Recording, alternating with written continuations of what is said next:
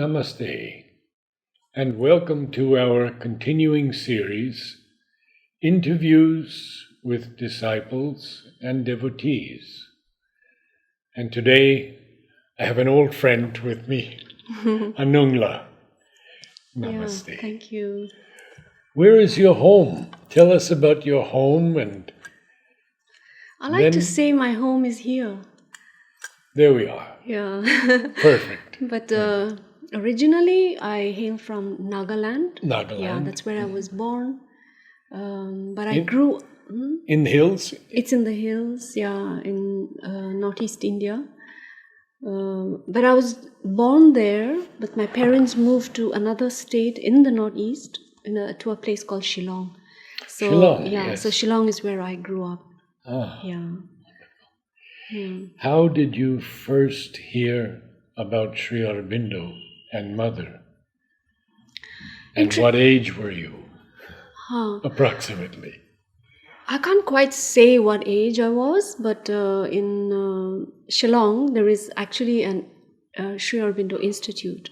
Oh. And then we had all these friends while we were growing up. We had all these friends who would, our boy friends, male friends, who would go to Mother's gym. They would be like, okay, we're going to go and work out in Mother's gym. And I was very intrigued. I was like, it's a very odd sort of a name, like Mother's gym. And so it turned out that this gym where they had some weights and workout stuff was in the Sri Arunagiri Institute over there. And but I didn't at that time, besides being intrigued by the name Mother's Gym, I didn't really know exactly what this Sri Arunagiri Institute was. Then later on, I discovered a small store in the Sri Arunagiri Institute called the Divine Shop. And so I would go to the Divine Shop and pick up, agarbattis and soaps and some, handmade stuff from the ashram. And there would always be a little quote, that they would put up on a board. And then I would read them sometimes, but it never really drew me more than just that, that kind of thing. And then there was a time when I lived in Bombay, and I discovered a really small shop called Orocraft, and that's where they would keep all these beautiful things made in Oroville. And I would go also there to pick up gifts and, agarbattis and soaps and stuff like that. But it took me, 2009, that's when I came here. So it was only in 2009 when I actually landed up here in Pondicherry. So you came to Pondicherry before Oroville? Yes. Yeah, I arrived in Pondicherry first. And it wasn't really for the ashram. I didn't come with that kind of thing. I was going through a time of transition in my life when I just had this very strong feeling that I just needed to step out of whatever I was doing. And it was a very strange feeling, and I never really understood what it was that I was going through. But the very strong feeling I had at that time was that I needed to be near the ocean. But I had no idea. And all my friends would say, they were trying to help me because I was really confused. And What work were you doing then? I was doing a lot of music-related work. Yeah, creating events and managing bands and things like that. And the only strong feeling that I had was I had to be near the ocean. And how did your friends help you? So then they started to suggest, what about Goa? And I was like, not Goa, not that kind of culture. Then they were like, Kerala, it's near the ocean. I was like, it just didn't call me somehow. So then a friend of mine who lives in Bangalore, and she's the mother of my goddaughter, my best friend. So she said, Anungla, what about Pondicherry? Why don't you try Pondicherry? It's a small enough place. The ocean is there, but it's totally different from the Goa beach culture. And it's close enough to Bangalore, should you, whatever. So that's what I did. I first landed up in Bangalore. And, but I still wasn't making a decision. I don't know why. So then after a week of being in Bangalore, then my friend Anshu, her husband Jason, one evening he just said, "All right, everybody, we are all driving to Pondicherry." And so the next day, that's what we did. We just all jumped into the vehicle, into his Scorpio. And I told Anshu and Jason, I was like, "Look, if Pondicherry doesn't like me, or I don't like Pondicherry, I'm coming right back with you." And they said, "Deal," So we had a nice drive to Pondicherry, and we arrived towards the evening, and we found a guest house. It was my first time in Pondicherry. My friends had been here before. So we found a guest house just on Rue Duma, and we checked in, and then I just put my things in my room, and I walked out to the ocean. And I don't know, I just sat in front of the ocean and the tears wouldn't stop flowing.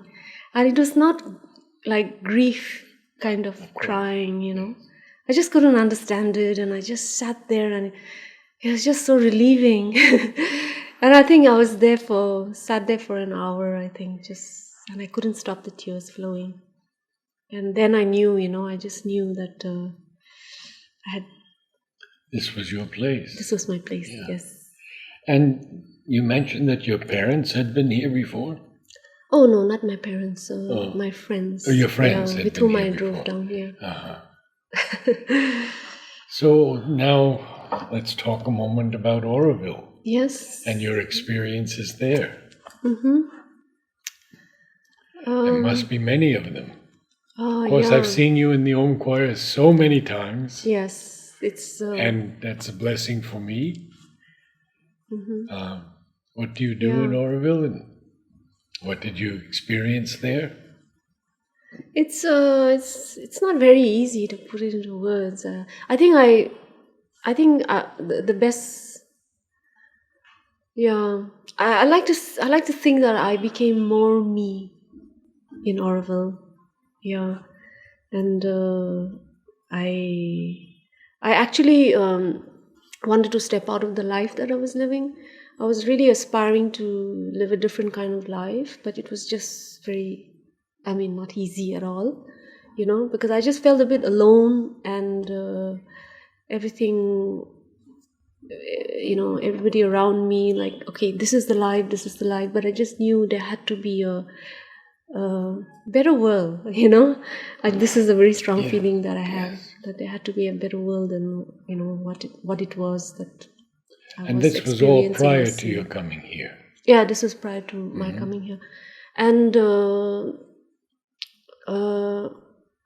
in all the work that I was doing, managing artists and creating music and artistic events and all that, after a while it was like about 15 years of doing that, I just felt a bit, kind of got a bit fed up, in the sense I didn't find any more meaning in it. And I would look at some of the artists and think of, why am I doing so much to create a platform for them, when I felt that they were not there, on the platform for the right reasons. I don't know what it was, but I just felt that there was something insincere about the reason why they were up on that platform and all. So then I began to think that, okay, now I just need to step out of this and try to explore my own creativity, and, because I was putting that aside all the time. And I would be scribbling notes and writing notes and just throwing them, into a box. So, I had lots of my diaries. So when I traveled here, I had a suitcase with like small corner for just some clothes, and the rest was just all my diaries and my notes and my everything. Yeah, and my guitar. I had a small guitar. So that was my luggage when I came here. So I lived in Ponti for a year, and it took me, I thought I would be here just for a few months, just to work on my writing and make some sense of all the stuff that I had scribbled. But before I knew it, it was just 1 year already, and then actually it became 6 years in the end. Yeah, when I came. And I lived 1 year in Pondi, and during which time 2 months I was just walking around, and then I decided, okay, I think I can manage the traffic. So I bought myself a cycle, and that's when I used to cycle down to Oroville just to explore Oroville. Yeah, just find all these paths and just cycle in there, and that's how I met people and I discovered places, and I just began to feel very welcome. Yeah. In Oroville? Yes, and How very about in accepted. the ashram? In the ashram as well. In the ashram as well. I mean, it was amazing because I don't know, I just like to describe it like everything, all the doors were just opening in a way, And the interesting thing was the people in the ashram thought I was from Oroville, and people from Oroville thought I was from ashram. So it was a bit of a thing like that, But did you find Oroville different from the ashram, and in what way? Well, it's a lot more lively in many ways, Yes. And everybody's it's a different pace, it's like two different paces. In ashram, it's much more, you can say, gentle, slow, in a way, this from my experience. And then when in Oroville, it would just be like much more fast-paced and a lot of things happening, But at the same time, there was also, I don't know if I should say it, but there was a sort of a coldness as well in Oroville, which I experienced. Yeah. Some element of it, which is different again from ashram, because I found here a lot more warmth. Yes. Well, I think with, especially in these years, with so many new people coming in, Oroville has grown rather quickly.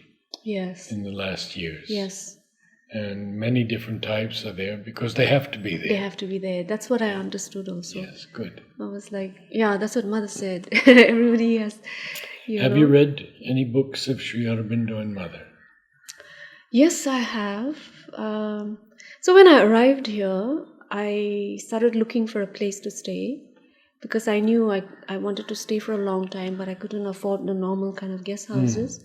So I began searching, and eventually I found Mother's house, the guest house here, and that's where I stayed for 1 year. There for 1 year. Yeah.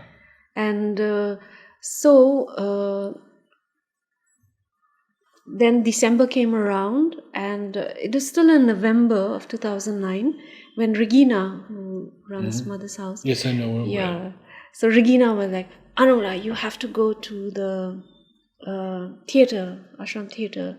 The school is putting up a play, and you must be there. So I was like, what is the play about? And that year it was on Sri Arunagiri.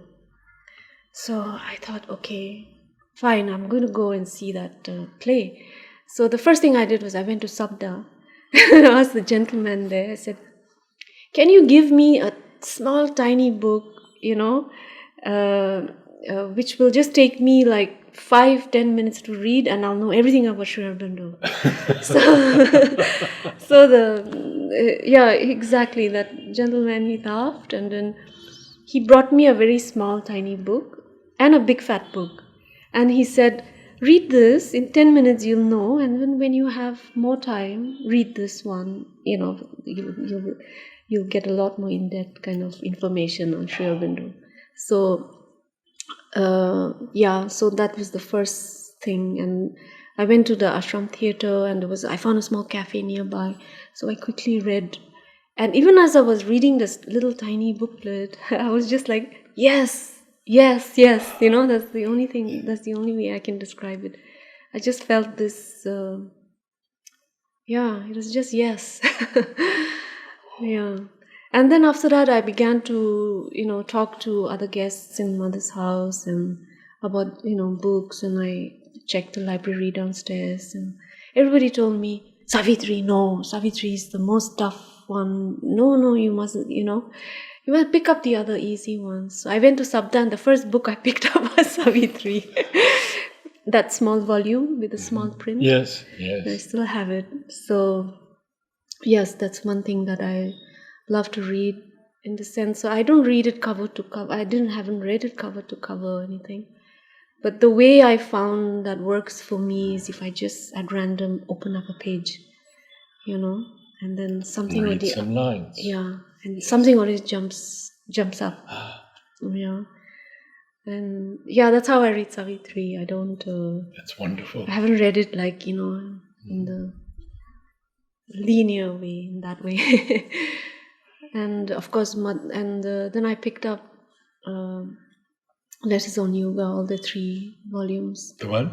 The letters. The letters on yoga. Yeah, the 3. Then I learned a lot from reading Adventure of Consciousness by Satprem. Oh, yes. Yeah. It was a bit difficult for me because I had to keep on going back, and then I would reach a point and then I'd put the book away, and then when I open it, I still have to go back. Yeah, but it was, it's quite an important read for me. It has been probably the greatest book for Westerners. Adventure of Consciousness. Yeah. It opened the way for so many in the West. Yeah. So what are you doing now in Oroville? Or are you here more? Yeah, so I came here in 2006 and I just lived 6 years.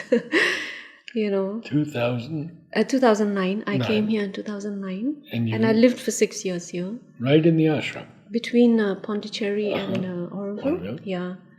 And then I had to go make a trip to Nagaland because my brother called me and he scolded me, so to say. It was like, you're never around, you're totally out of the family radar, why didn't you come back? At that moment, actually, my mother wasn't feeling very well. So that's when my brother thought I must be there. So I went to Nagaland and thought of spending maybe 3-4 months there. But then it became 3 years over there. Oh. So the thing is, like I had mentioned earlier, I grew up somewhere else. So when I landed up in Nagaland, it's a pretty new place to me, Yeah. And then I started, I got a project to do as soon as I landed up there, actually. And this project was to make a book on the folklore of Eastern Nagaland, which is the remote area of Nagaland bordering with Myanmar. So I started to get involved in this, and it took me 14 months of travel and collecting stories and songs from all the villages, and another 5-6 months transcribing and translating and writing out the stories and all. So yeah, the time just went like that. So I made this book, then I got involved in some filmmaking work. Films division, when I landed up there in Nagaland, Films division happened to be doing this filmmaking workshop. And it was my mother who said, join it. And at that time, I was thinking of going into the studio to record some of my songs. And I told my mother, I was like, 9 days, I will lose 9 days in the studio, if I join this filmmaking workshop. And she said, in 9 days' time, you'll learn something new. So then I couldn't argue with her. I said, yeah, Mom, that's true. So then I joined this workshop, and then I just loved it. I just found it was the perfect medium, for my writing, my music, and my love for, the visuals and photography and, like that. So after I did the workshop, made a student film together with other participants, And somehow the student film that we made, it got screened in the Mumbai International Film Festival. And they sent us tickets to come there, and be in the festival there. So then suddenly I was in the film, world, so to say. Yeah. Yes. Met a lot of filmmakers, saw a lot of films, different kinds of films. And I think, I think this is just waiting for me. I mean, I just love this medium of film. So when after the festival in Bombay, I came back to Nagaland, and I started to assist some friends who make films over there. And these films that we made were also, it took us traveling into the interiors, because we were following a farmer, and the work that was going on in these villages where, with livelihood, education, health, So, so that was interesting again, because it was filmmaking, but, films after my own heart. Like, they were like documentaries where we would meet the village folk, and that kind of thing. So I don't know what was your question, but I got a lot involved in this kind of things. Yes. So. But when did you come back here then? Just this January 2019. Ah. Yeah. So in the meantime, I worked on another book. After the folklore book came out, then one feminist publishing house from Delhi, they approached me and asked me if I would be the editor of this book that they were wanting to have made. They were looking for women writers, new Naga women writers. So they asked me to make the book. So then, I've never really done this kind of thing before, but I just thought it is too interesting, So then I began to meet writers, authors, and poets, and I asked them to send me stuff, that they've written. And so it took me 5 months actually, to work on this. It was not really enough time.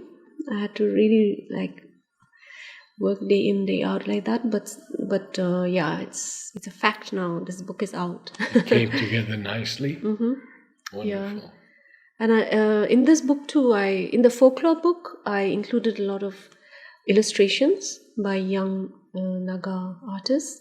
And in this second book too, I included illustrations by Naga women artists, because I felt that that's also a language, Yes. Yeah. So this book contains short stories, personal accounts, essays, poems, and illustrations as well. Yeah. When you said you were going out again briefly for a while and coming back again here. When you come back here, do you have anything in your mind or consciousness about what you will do? Actually, I've started a textbook project here. There's a unit in Oroville called Wasteless, and I'm an advocate for sustainable living and waste management. And this was one thing that I was trying to live like this before I came here, segregating my waste, and everybody would be telling me, why are you even bothering? It's all going to go into the same dump, But I thought, okay, leave me alone. I just want to, cultivate this habit. So when I reached Aurobindo, I was so relieved to find that people are living exactly like how I was wanting to live, So then, Wasteless in Auroville, one of the things that they've done is they have signed a simple MOU with the Tamil Nadu government, and they have managed to include one chapter on plastics and waste management in the science textbooks. Oh. Yes, of the Tamil Nadu curriculum. I mean, the science education. Yes. So I because even I agree with them that it's education. That's what we need, education. We cannot keep cleaning up after people. But we will be doing it the rest of our lives. It won't stop. Yeah, it won't stop. So it's it's based on the analogy, I suppose, of when you come home and you find that your house is flooding up because of an open tap. What would you do? What's the first thing you do? Would you swab up the floor or would you close the tap? So based on that, Wasteless are doing a lot of research. It's now 7 years of research that they're doing on plastics, and they have made a chart. It's the plastic resin code, where legally, actually by law, any plastic item must have this plastic code at the bottom or the cap yes, or something. I've seen the code. Yeah, it's the chasing triangle with the code number. So so Wasteless have included this one chapter with the resin code poster and a lot of very relevant information on how children can learn, what is this material and what is the safer plastic, and what is the absolutely no, the harmful plastic, and how exactly do you manage waste, and what are the alternatives to using plastic containers or packaging and stuff like that. And I feel that in this science book, with this chapter is the information in this chapter is going to be something that is going to be relevant in the child's life for the rest of his or her life. I feel that a student, after passing class 10 or even class 12, is going to forget half the things in that science book. But this chapter, I feel, is going to be something that stays, And so this is my aspiration to make it happen in Nagaland. So I have already spoken with the government in Nagaland, spoken with the education department, and opened up this subject with them of trying to get this in. It is not an easy thing because, they would need to rework this textbook and reprint it and all that. But I feel it's worth an effort. So this is one thing that I'm working on right now. I've brought the textbooks from Nagaland for Wasteless, for Ribu to have a look at. And Ribu has given me the textbooks from Tamil Nadu, which on my last trip to Nagaland, I took it there. And I showed it, handed it over to the education department there for them to have a look and, just so that they'll know exactly what it is. So this is one project that I would really like to make, to happen. Another thing is Swaram. There is another unit called Swaram, which makes Aurelio very well. Yeah. Yes. So now they're very interested in sourcing some bamboo from Nagaland for making their bansuris and all the bamboo instruments. So yeah, I would love that to work out as well. And when I first came here in 2009, I did a lot of writing. I've written a lot of biographical mostly, or on different themes, subjects? On different things, mainly about being in Oroville and being in ashram and my whole experience here. Biographical, I think, because everything, for me, everything that I write, comes from something, from my experience or from something, biographical. Yes. So it's in one big heap. So I know that I need to sit down and make sense of it. But that's one thing also that I would really like to. Where do you live in Oroville when you stay there? I live in Samadhi. Samadhi. Yeah. All these years I've been mostly house sitting in Oroville. Yeah, wherever I find a place. Once or twice I rented out a place just outside Aurobindo, the green belt. Yeah, near the green belt. This time, Ratna offered me her guest room, So yeah, I feel very grateful to have a nice place to stay. Yeah, Wonderful. like that. Could you tell me a little of your experience in the Om choir? The first Om choir actually was here in Pondi when I was here. I came here to the video room, at the school, and I don't know. I remember feeling my hair standing, like getting these goosebumps the very first time I was at the Om choir, because it was just unbelievable that, the harmony, and it was just something so divine, It is not anything that I had experienced before, and I was surprised as well that it was something so spontaneous, because when I first heard Om choir, and I think it was Regina again who said, why don't you explore, why don't you go and see what it is about. So the one thing is that the fact that it's so spontaneous, and then in that spontaneity to find this harmony. Yes. And it's not always, but quite often it's so divine, that it's just something out of this. I mean, it just lifts me up, just takes me, and sometimes I don't even know, but suddenly there are moments when I just hear myself with the sound that comes out, and I didn't,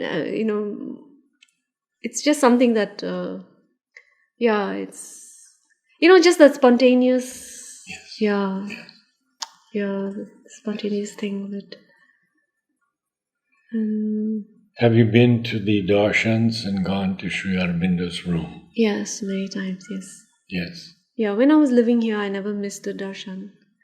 And even if it meant sitting hours outside trying to get in, I actually love it.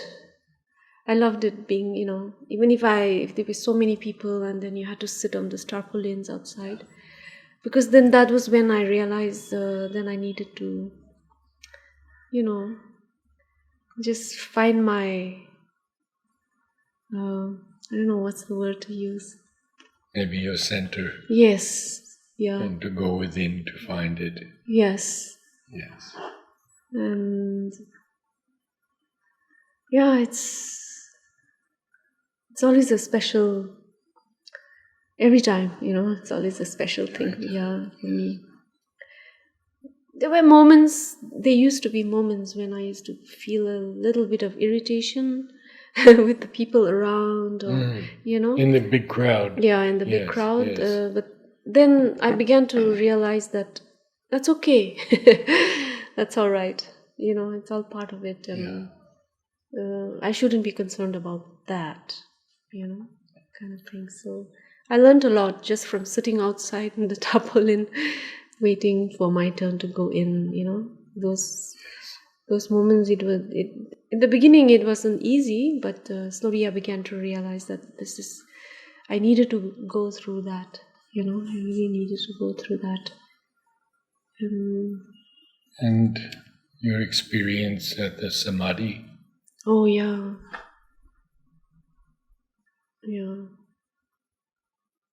It's I've never really been that kind of a person to, I in Shillong, when I was growing up, my parents put me into a convent school. That's where I grew up with the nuns and all, and I was a little bit like a rebel, and I was used to get a bit annoyed with the nuns saying, "Oh, you have to do this, kneel down, go to the chapel and pray," and and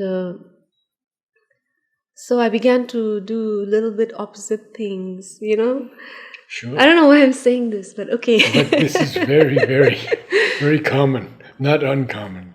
Okay.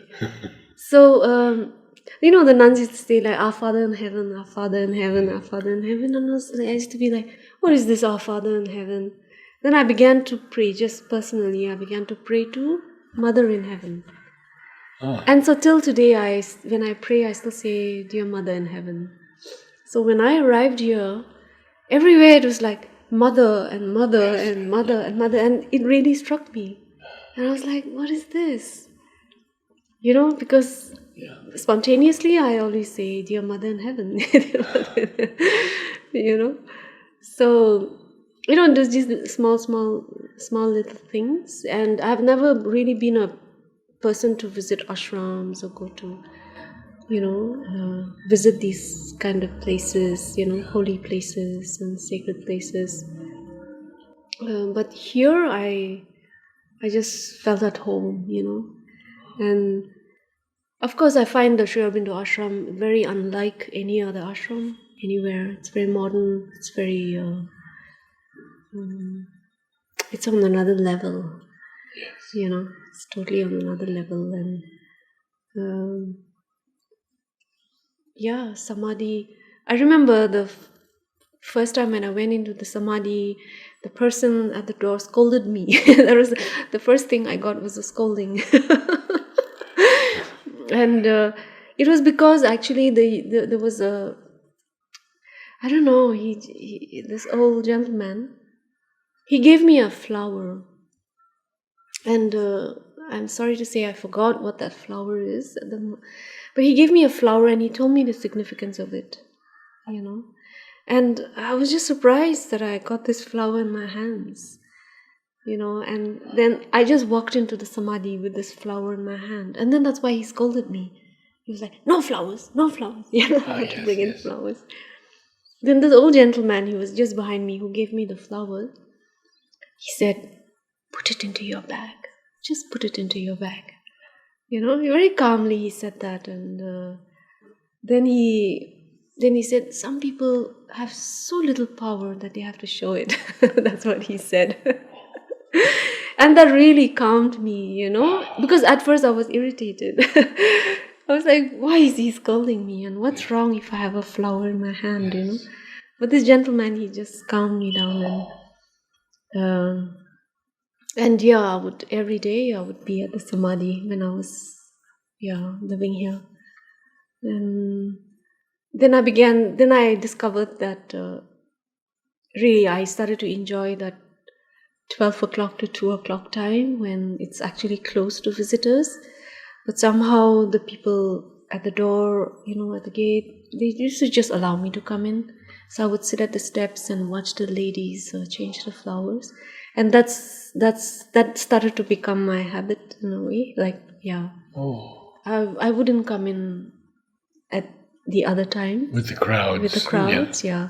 I would come in at 12 and just sit there quiet, in quiet, and watch the ladies. Or, sometimes I would carry my Savitri book and read. And it was, I don't know, there's something very special there in the Samadhi, I find, Even when I'm not here, even when I'm in Nagaland or somewhere else, if I just, think of the Samadhi and, I get that feeling back, it's very special. Sometimes I would just sit there and watch the squirrels on the service tree, and watch the little insects. And I don't know, there was just always some profound things that used to happen, some thoughts that used to come to me, or if I read something there, something will just jump up, and then I will just know it. If especially the Savitri, many times when I read it, I'm just like, what is this? What is this?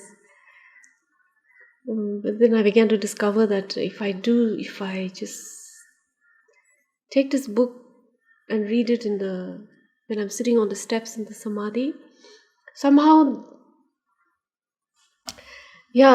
something will just jump up and I will just know it. It was that kind of a thing. And then I'll say, oh yes. Beautiful. Yeah.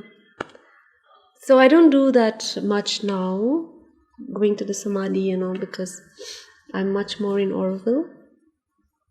But then I also realized that I don't have to be physically there, Yes, that's right. Yeah. I can just, I'm sorry. No, I don't know. it's fine. But the fact that you can feel the samadhi when you're far away, it's so powerful. Yeah, it's amazing. I feel very grateful. I feel grateful because when I'm outside Oroville, Pondicherry, I have to do so much of adjusting. After 6 years of just living here like this, Yes. now I feel it's all right also for me to be go out Yes, and to see the world as it is and to meet the people. So this is very important. Yes, I feel that it's also a good test for me, and but there's so much of adjusting to do, always some adjusting. So I feel very grateful that if I just focus, I can get this feeling back, and then I feel something settle in me again, and I feel. Have you had any nice experiences of Mother or Sri Aurobindo? Anything here? Yes, for sure. You don't have to talk about them. Yeah, for sure. Yeah. So I was actually very inspired to write some songs, and I think I may have shared some songs with you. It's a CD that I actually decided to record. So in 2010, I started to all these this music, this song started to come to me, and so I actually in 2011 I found a studio in Oroville, and I recorded these songs. And they're just like 7 songs. But Did you give me a CD? I gave you a CD. Yes, I remember. Yes. Yeah. And I just received one last night from this man who came with Aurelio. Oh. And Aurelio tells me that he is the preeminent maker of ceramic flutes. Oh. And he gave me a CD called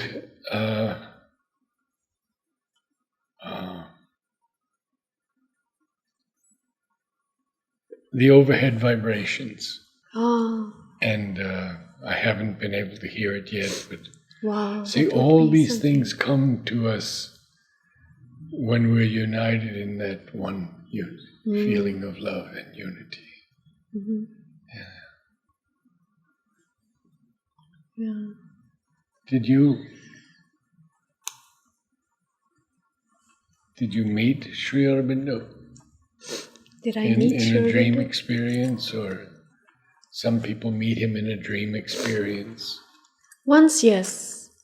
Oh. Yes. Wonderful. Yeah. That's why I think that this I wrote a song that for me was that explained to me what was happening within, or how? About Sri Arunagiri and the Mother, what it was, and the work that they were doing, Yeah, so it's there in the CD. Yeah, and I actually there's a line in Savitri. Each became the. Wait, I have to remember the tune. I just lost it. Yeah.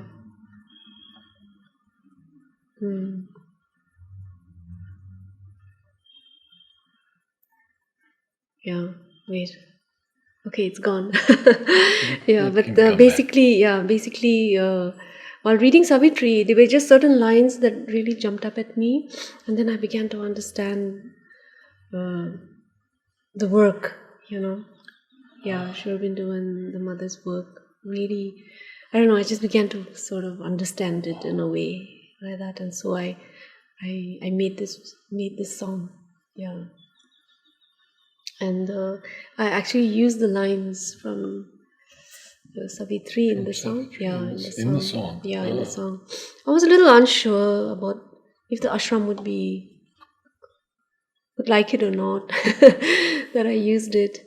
But I spoke to this friend, and he said, "Don't worry about it." Exactly. Yeah. Exactly. He said, "Don't worry about it. Just let it be." I have to listen again to your songs. I think I took the CD back to the US. Oh, okay. Yeah. So in that CD, there's a song that I wrote about Oroville. So again, that was just my way of understanding Oroville and what Oroville is about. And basically the whole I did this together with Holger from Oroville. Yeah, so he created the music. He created the music around it, and we made it like a journey through the elements. So the earth is the Oroville song, and it goes into water and fire and air and space. Yeah, and it ends with, for me, the sixth element, which is love, which is the all encompassing element. Yeah. So it's seamless actually. So the songs just flow from one to the other. And yeah. I don't know what happened, but I got inspired to do this in 2010. I did the recording in 2011, but it took me till 2014 when I was finally convinced by family and friends that I should actually put these recordings into a CD.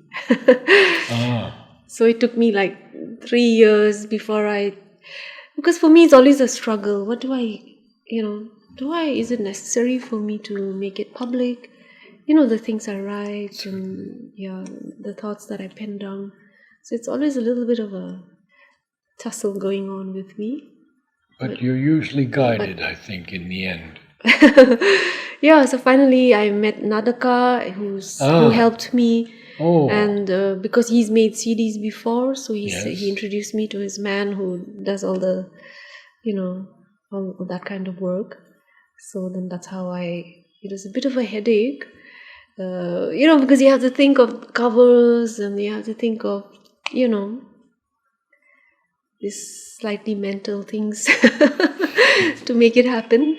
But so in 2014, it actually became This has been a wonderful, wonderful talk with you.